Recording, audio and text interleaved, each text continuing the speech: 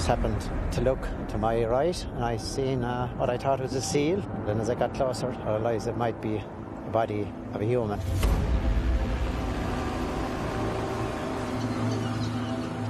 He gave his name as Peter Bergman. There is a chain of events where he is coming and going from the hotel. With each of those trips, he was systematically disposing of his own personal property.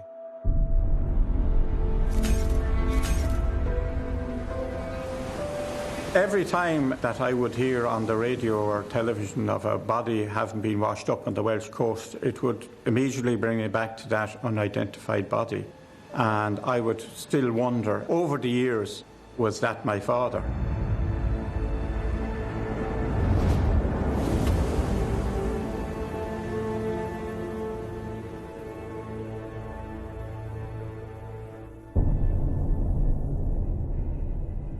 He had gone to extraordinary lengths to remove any identifiable features that may have linked him or connected him to a location, to a family, to a person.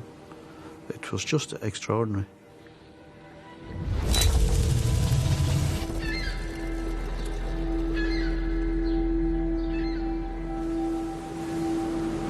My son was working in Sligo town. He was getting in some training before work, so it meant we left home at about 6 o'clock and made it out here to the beach while he was training for a triathlon.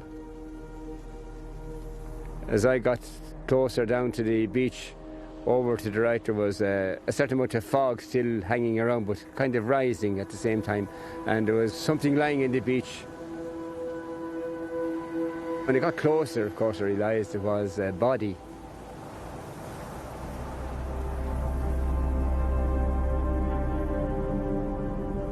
It certainly was a shock. In Ross's Point, it's a very quiet little village, and it wouldn't have incidents like this happening too often.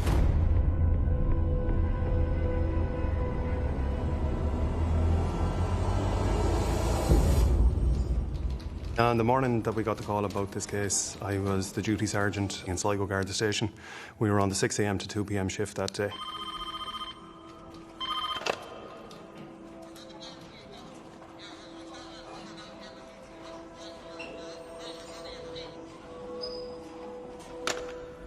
The body was lying face down. It was that of a gentleman. He appeared to be dressed in a navy t-shirt, and he had swimming togs on, and he appeared to have his underpants were actually still on over the pair of swimming togs as well too.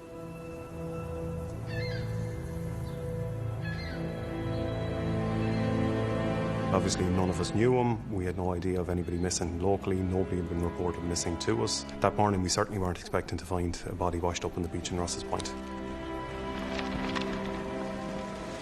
Immediately when we checked the body and we could see that there was no signs of identification with the body or anything like that, we actually covered over the body immediately.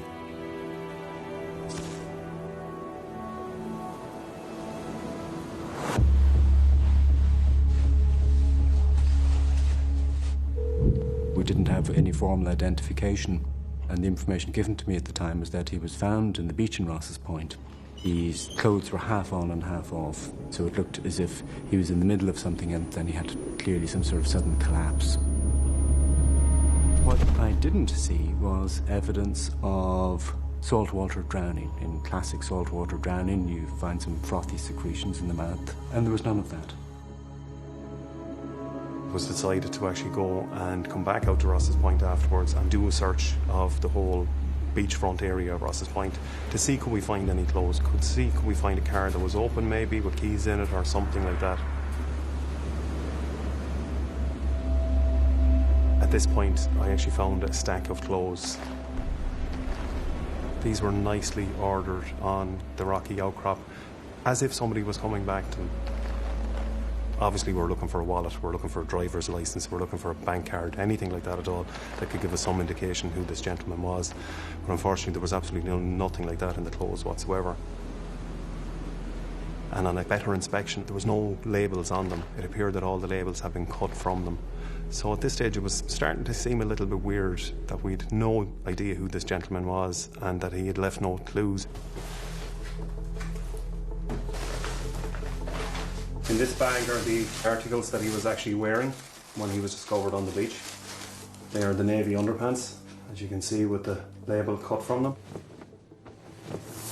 The navy t-shirt, swimming togs, a pair of black shoes, a pair of woolen socks, dark navy chino trousers, black leather jacket. As you can see, the label has been removed from it. Packet of tissues, €146.33 in cash, plasters, 5 aspirin tablets, a quartz wristwatch, and a small packet of hotel care soap. This is the sum of the personal effects found in Ross's Point Beach that morning. Not a lot for a gentleman to leave behind.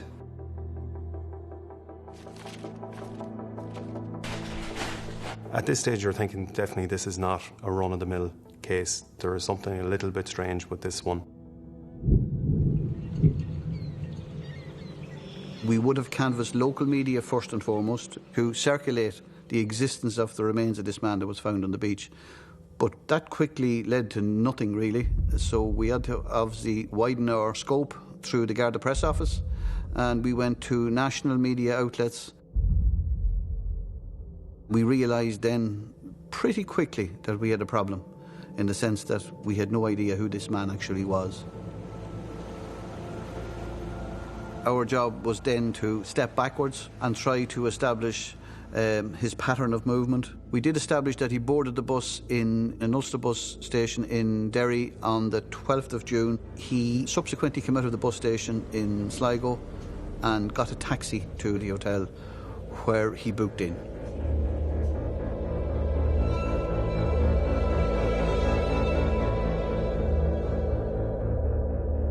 He gave his name as Peter Bergman, and he signed the hotel register Einstrettersen Wien in Austria.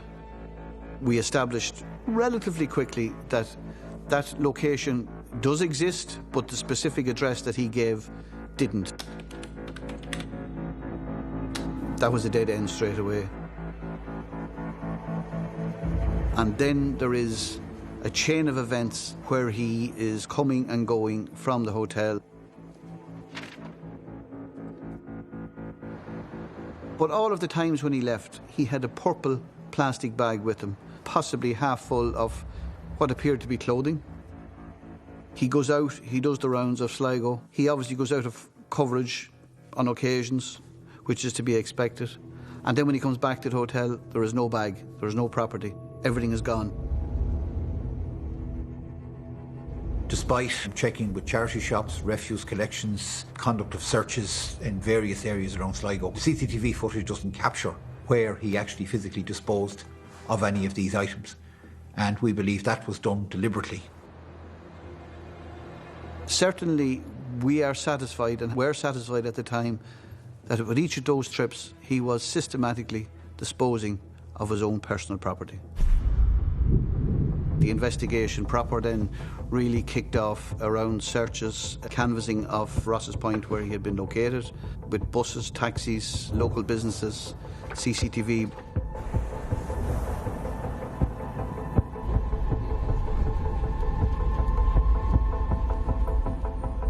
On the Saturday, the 13th of June, around 1 p.m. or shortly after that, he went into the General Post Office in Sligo. He purchased 8 82-cent stamps. There were no stamps found in his belongings, so we believe that he wrote to either one or several people. We don't know what the contents of that communication was. 8 people out there somewhere, we believe that a man who was in Sligo in the last days of his life wrote to them, and they haven't come forward. What we found is that he had evidence of heart disease, very bad coronary artery disease, 80% stenosis in 2 of his coronary arteries, and that caused a sudden death and collapse. And what we found under the microscope, he had evidence of prostate cancer. So this is a man that clearly was essentially terminally ill with prostate cancer. It was in his bone, that would have caused bone pain. It was in his lungs, that would have caused breathlessness. And there was clear evidence that he had lost weight, so he must have known. But when we received back the results from his toxicology, we did not find any evidence of medications. We found no evidence of any painkillers. There was nothing at all.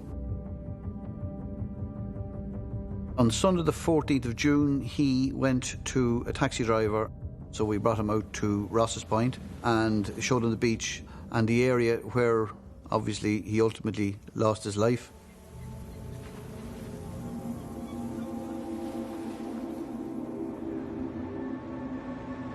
On the 15th of June he checks out. At that time he has the black shoulder length bag and the other black bag in his hand.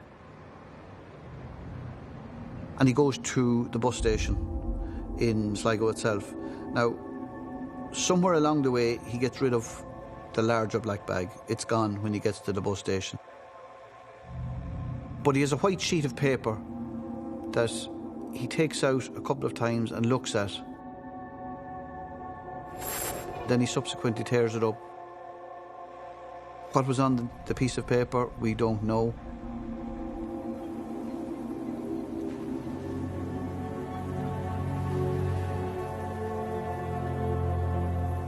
We subsequently know from witnesses that he spent a considerable time pacing up and down the beach. It's anybody's guess as to what was going on in the poor man's head. Like, he's walking on that beach from roughly 3 p.m. until 11:30 that night. That's 8.5 hours. It's a long time pacing up and down on the beach. I suppose if you look at it from the point of view of the efforts he made to conceal his clothing, etc., that perhaps he didn't intend to be found, you know, and may have intended to enter the water and be carried out to sea. It's highly likely. His plan was to end his life, but the man above or somebody somewhere did it for him.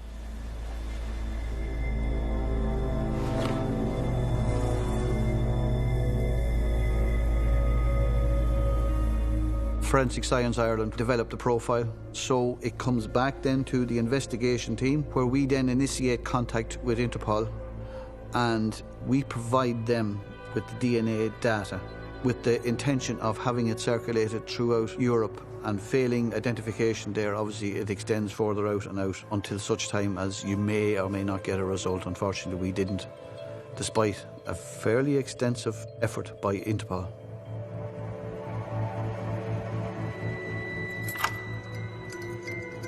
Peter Bergman's remains stayed in the mortuary at Sligo Hospital from the 16th of June until September of that same year. So a decision was made at that point in time, in consultation with the coroner, to bury him in Sligo Cemetery. It was the strangest thing. We had the priest and obviously the undertaker and a few guards, and that was it. It was kind of a lonely and eerie feeling, in the sense that somebody was going into the ground, they were getting a Christian burial, but there was nobody there that belonged to them, or nobody there that he belonged to. Burial of remains doesn't mean closure. We still had a moral responsibility, never mind a professional one, but we had a moral responsibility to try and bring closure to Peter Bergman and his family or friends. It was very surprising from the DNA that we drew a blank.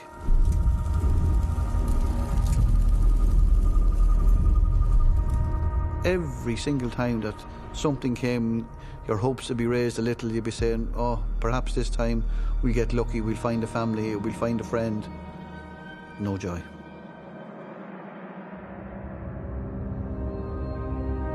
The case has got a lot of publicity, and that has generated a number of lines of inquiry to us. They've included a missing person in Croatia. We're currently dealing with a named individual who is believed to have lived in Germany. And again, we'll be able to resolve that one way or the other through DNA. That's ongoing at the moment.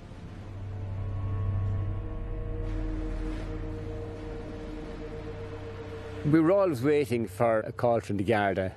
I never really thought that it would come to a situation where he wouldn't be identified. That was just very sad. I have 36.5 years service and I'm very close now to retiring. There have been a few cases along the way that sort of stick with you, and any policeman or woman will tell you the same. They kind of stick with you and they haunt you. This is the one and only one that we have had no success in identifying the remains that we found in Sligo. I'm absolutely convinced there's somebody out there. Somebody out there does know who he is. Somebody somewhere will see him and somebody will identify him. Why? Why did he do it? What was the need to die and make sure that nobody nowhere could identify you? Why?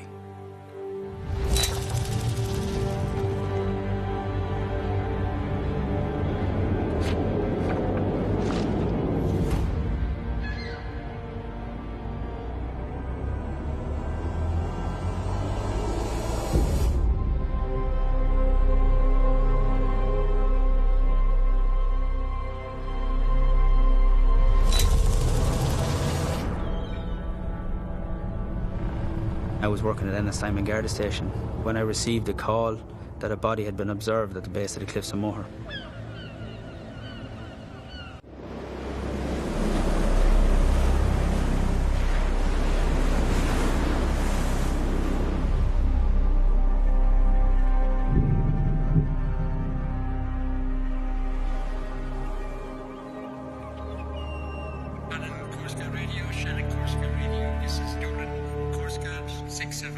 My position is right south, Cliffs Moher, magically located 100 metres off O'Brien's Tower.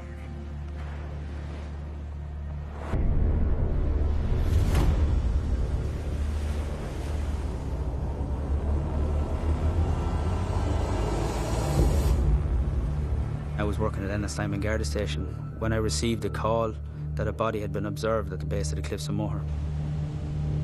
The Cliffs of Moher are a very scenic location, but unfortunately they do have this sad undertone that goes along with them. And it is regular occurrence that bodies are found at the base of the Cliffs of Moher. Sometimes if I'm just scanning the sea, I might see a casualty floating in the water.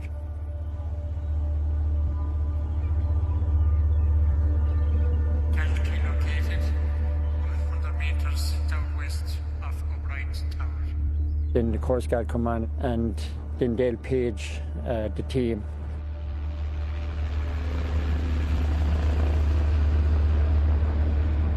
I carry a VHF radio with me and I'll comms with the boat as it approaches the cliffs.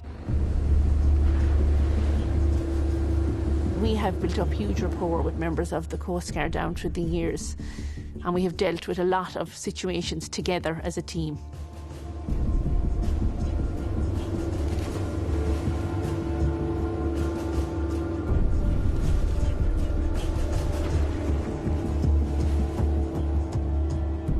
Once the body was recovered, there would have been a search done of the area to see if there was any other personal effects.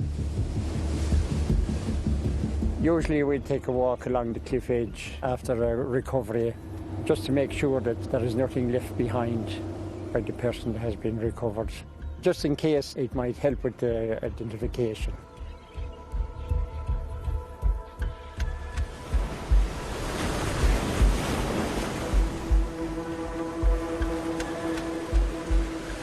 But once the remains were brought to Doolin Pier, it was clear that the body had been in the water for some time.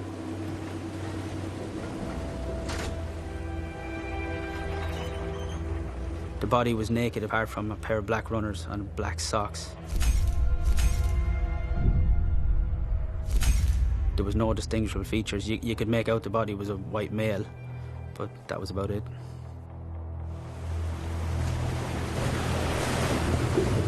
It would not be unusual for bodies to have no clothing. If they've been in the water for a period of time, they can tend to tear and they'll fall off and they can be saggy. They'll get taken. Basically, the current will take them off the body. I would have then contacted Isabella D, the Clare County coroner, to inform her of the situation, at which time she gave me permission to remove the body to Limerick University Hospital for post-mortem. There were no personal effects. There was nothing to link this person to the area. There was no real leads to follow whatsoever, so we were relying a lot on when the post-mortem occurred and getting DNA records and dental records and see where they might have brought us. Professor Mary Cassidy determined that the body had died as a result of blunt force trauma as a result of a fall from a height into water. She ascertained that the body was approximately 5'10", 76 kilos in weight, and was a white male, approximately 30 to 40 years of age. There was no tattoos, there was no scars. All we had to go on were the black runners and the black socks that were with the remains when they were recovered.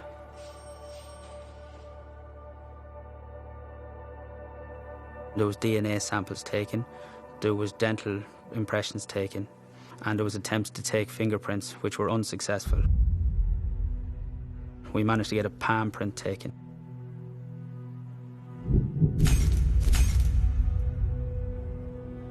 Normally somebody would have been reported missing locally.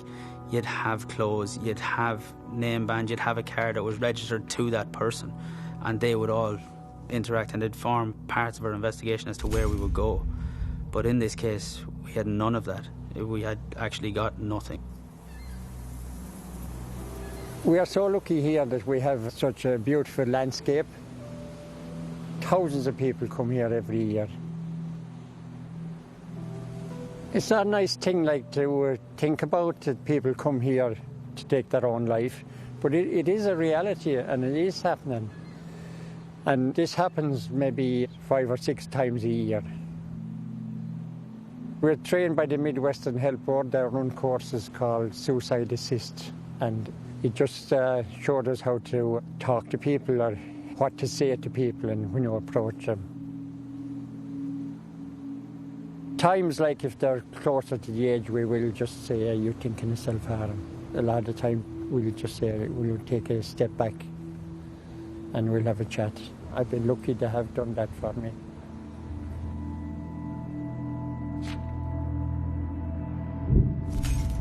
In a case like this, you try and get whatever lead you can get. A forensic orthodontist determined that it was expensive work that was carried out possibly in mainland Europe. A black notice was created. This enables us to send the DNA samples to Interpol to have them circulated in order to try and see if we can get a match. There was a lot of investigation carried out in relation to Interpol. There was possible hits sent back from England, from Belarus, from Interpol in Minsk. These were all investigated extensively, but unfortunately all these avenues failed to give us a match. So once we had exhausted all avenues and we had no results in relation to DNA or dental recognition, it was determined that the next course of action would be to get a craniofacial reconstruction. This skull was clearly male in that there were masculine features all over the face. The angle of the jaw was quite square. The brow ridges were quite protrusive. Features that might be referred to as handsome. In most forensic cases that involve a male body over a certain age, the top of the image is cropped off because hairline's just indeterminable from the skull. People don't rely on hairline for recognition as much as they rely on facial features, but if you misrepresent a bald man as having a full head of hair, no one's going to recognise them. It's not so much important for it to be in the image, but it is very important not to get it wrong. So this facial reconstruction image would then have been circulated through the media here, would have been circulated locally, it would have been put onto Crime Call, and it would also have been sent out internationally through Interpol, all again in efforts to try and identify this person. There's no results to this facial reconstruction as of to this date.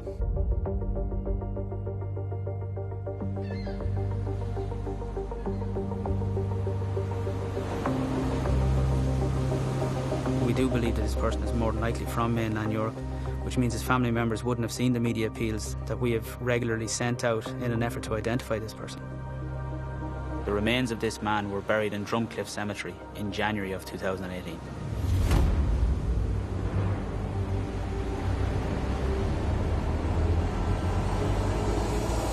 It is very, very frustrating at this length of time, nearly 11 years on, that we haven't managed to identify this person.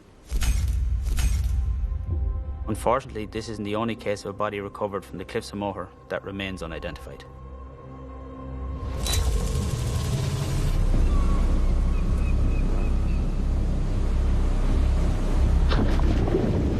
Just just happened to look to my right, and I seen what I thought was a seal. Then as I got closer, I realised it might be the body of a human.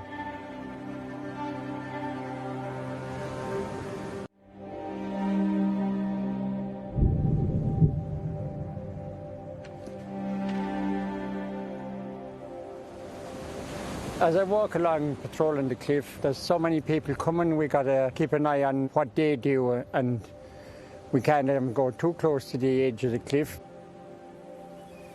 One evening, just before I left to go home, I was walking along here and I just saw this girl, and she was so upset and crying. I approached her and I said, "Are you okay?" And she just said no. She wouldn't engage anymore. So I said to her, "Do you like animals?" And she said, "I do." I said, "I have a little doggy." I said, "Would you like to see the dog?" And she said, "Yes." And I went out to the car, took in the dog.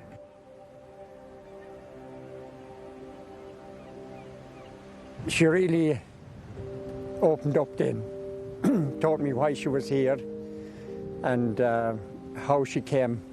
She didn't take any money with her or any phone. She came for one reason only, she said. And I explained into her that I'd have to contact the Gardaí. They'd get a doctor for her and to talk to her.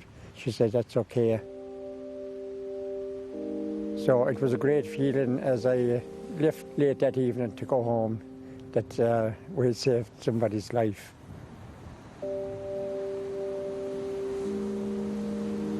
We would always encourage people that are thinking of coming to the Cliffs of Moher to speak to somebody. Coming to the Cliffs of Moher certainly isn't the answer.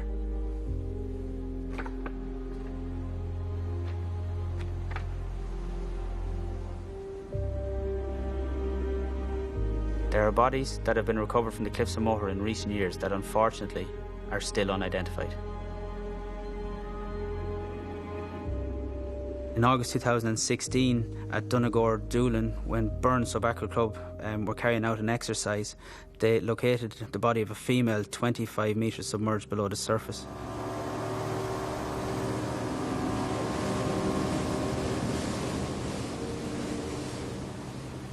We were out doing a dive, a regular Sunday dive. I was training one of our crew members, and I just happened to look to my right, and I seen what I thought was a seal. Then as I got closer, I realised it might be the body of a human. I put a marker on the body. I tied that to the body and inflated it and sent it to the surface. The Coast Guard took over from there and brought it ashore. Usually when I go out in a search and find a body, it's probably only missing from a week to 10 days, 2 weeks the longest. So it would be almost in perfect condition. So that's why I would be thinking that this one that was in the water, maybe 2 months. This lady was brought for post-mortem at Limerick University Hospital. She was wearing blue jeans, a purple top and a black woven belt.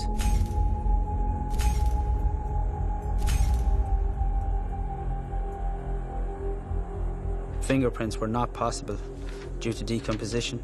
Due to extensive damage to the woman's skull, Dundee University were unable to compile a craniofacial reconstruction.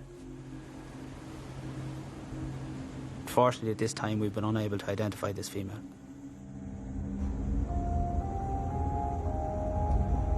I have been deployed to a number of situations where we have families who have had loved ones who have lost their lives from the Cliffs of Moher. However, their remains have never been found, so they still are missing persons. As soon as remains are found, I always contact the families that I deal with to let them know this. Out of court to say, and sometimes people would say maybe it's false hope, but I think it's important for those families to know, and I would prefer to be the one to tell them. And of course, they're always hopeful that it may be their family member. So then we would have DNA on our database, and we would be able to find out whether it is their family member or not. On the 4th of October 2018, we got a call to say that another body had been observed in the water at the base of the cliffs. It was the body of an Asian female, approximately 5 foot 8 inches in height, 50 to 55 years of age. DNA samples were taken, a black notice was compiled and circulated through Interpol with negative results.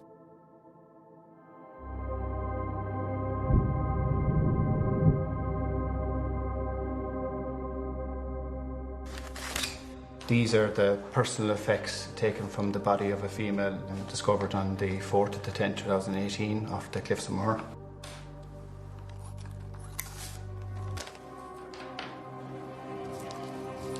So what we have here is a bracelet with a clasp on the end of it. We have a ring with blue stones on the outside.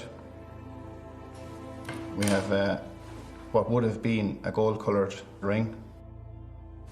And finally we have another ring with the inscription KB, C-A-B-Y on the inside. The lettering inside this ring here could potentially be a name or a place or some connection with the deceased person. This case remains open and will do so until An Garda Síochána is successful in identifying this person. Over the last number of years, I've been involved in 4 burials for unidentified remains. More often than not, they would be associated with the cliffs, unfortunately. I just think it's very important that if a family ever did show up, it's just very reassuring for them to know that the person was just buried with a bit of dignity and that they were given a nice funeral service, even though they themselves weren't present, but at least they know that there were some members of the local community here present for the funeral. These people probably came here and they might have fallen on hard times, very lonely at the end, and also it's very sad that maybe nobody has been looking for them. Maybe they have been, but they just haven't found them, and just it's nice to give them a bit of respect at the end of their journey. So the grave would be marked with a grave marker, wooden cross and a plate, and on the plate we would normally put down where they were found and the date, and in one case we knew it was a woman, so we put down, may she find her way home. When I'm in the cemetery and I walk past these graves, I see fresh flowers left, and it's nice to think that people in the community are actually thinking of these people.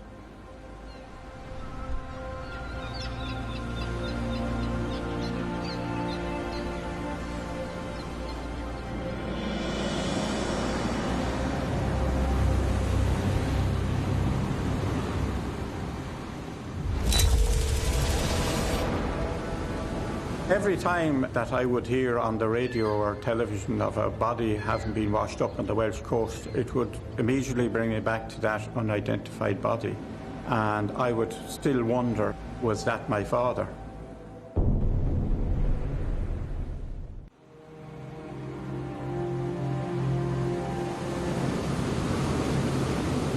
Operation Runaway started as part of an investigation into a missing person who had gone missing from the Wexford area in '94. And as part of our investigations, we were made aware through colleagues in the National Crime Agency in the UK that there was upwards of 115 unidentified remains which had been taken from the Irish Sea and found along the western seaboard of the UK. Logic would dictate that some of those people must have been Irish people who had gone missing in that time frame. That's what Runaway was looking to do initially, was to bring those people home as much as we possibly could. Colleagues in North Wales Police, specifically Sergeant Don Kenyon, had an operation known as Operation Orchid, where they had a number of unidentified bodies in their area that they were looking to identify, and these people had been taken from the Irish Sea. We were able to link in with North Wales Police and bring about some initial identifications. The first one we did was Pauline Finlay. Pauline Finlay went missing while out walking her dogs in County Wexford, and her body washed up on a Welsh beach 7 months later. She was buried unidentified, and she was there for 24 years until ultimately the cooperation between the Guards and the police in North Wales led to her identification in 2017. Once Pauline was initially identified, it did generate some media attention, and people did come forward and wish to give their DNA to help find their own loved ones who'd been missing for a period of time.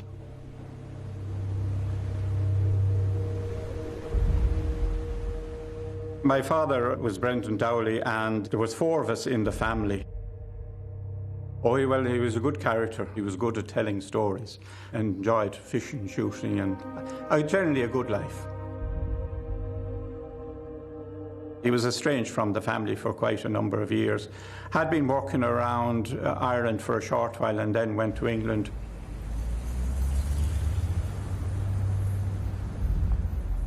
He had got a mild heart attack and he had come back home and he was living with my sister. And he was there for quite a few weeks and then he decided to go back to London, and she drove him into the railway station in Kilkenny where he got onto the bus.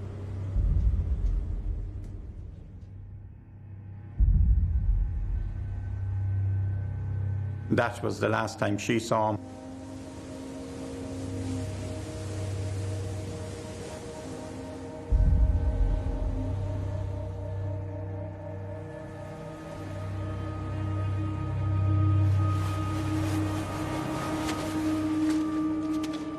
On the morning of the 9th of November 1985, a flight lieutenant from RAF Valley went for a run along Cumrun Beach, which is very close to the airbase. And as he was doing so, he saw what he thought was a body on the beach.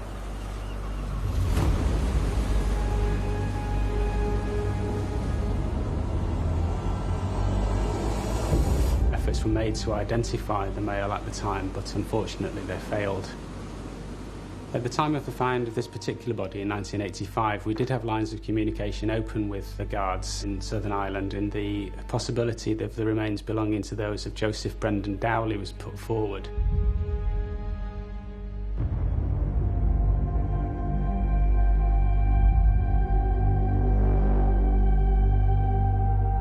Part of the post-mortem process is to get a dental chart or a dental record of the found remains, and these were compared to Joseph Dowley.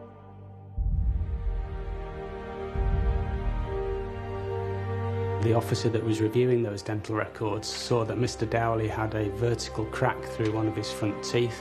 He looked at the dental records from the remains, and from that he found that no cracked tooth was mentioned in the post-mortem report. So as a result of that, Mr. Dowley was discounted as being a possible identity for the found remains.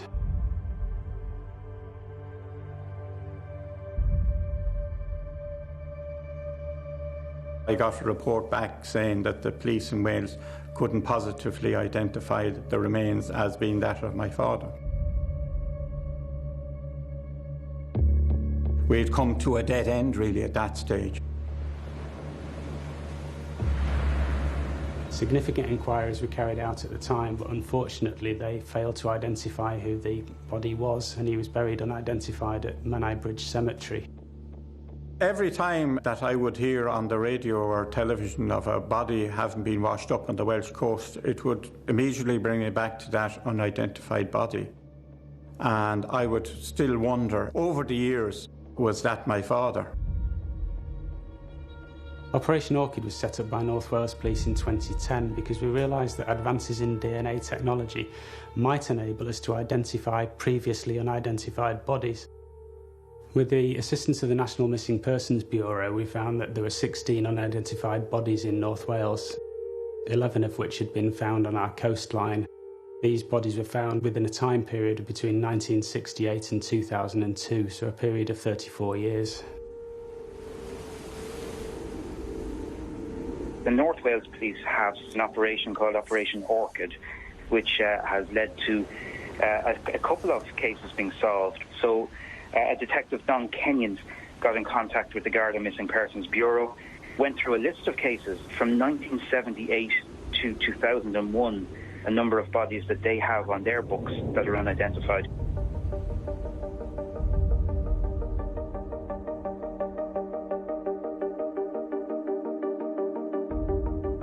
I was contacted by Alan Dowley, who told me about the disappearance of his father some 30 years earlier.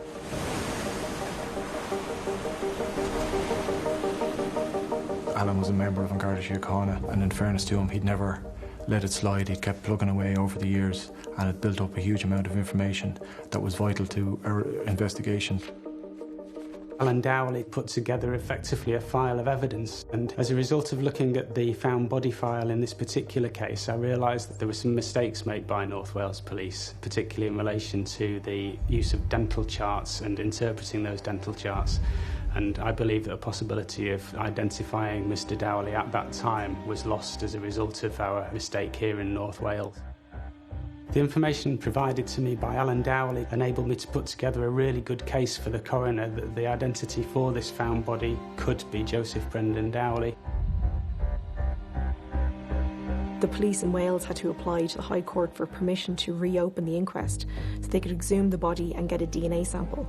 That was the only way they could determine whether this was Brendan Dowley's body.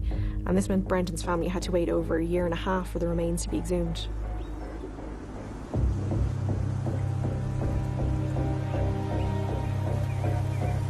Once the DNA profile was generated from the exhumed body in Wales, it was sent to us in Forensic Science Ireland, and we compared it against the profile of Alan Dowley.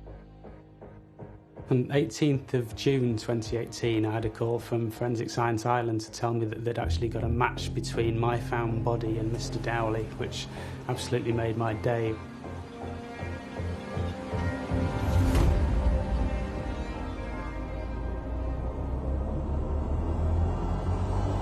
It was a relief for everybody. We were all very happy. And you could move on with your life. You're no longer wondering about where he is or whatever happened to him. We will never know how he ended up in the sea. There was no witnesses or anything like that. So, I mean, one can presume maybe he took his own life. We just don't know.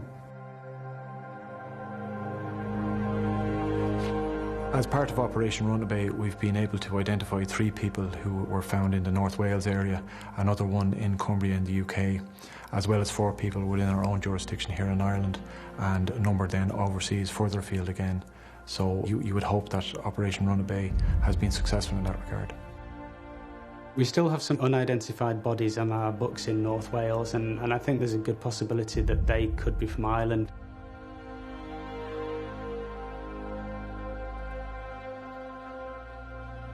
There are quite a number of bodies that still remain unidentified.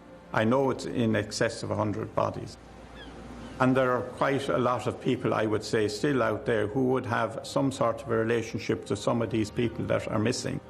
If DNA was made available to the investigation officers, a lot of these bodies could be identified. Every missing person's case is different in the circumstances of why a person has gone missing and how they've gone missing.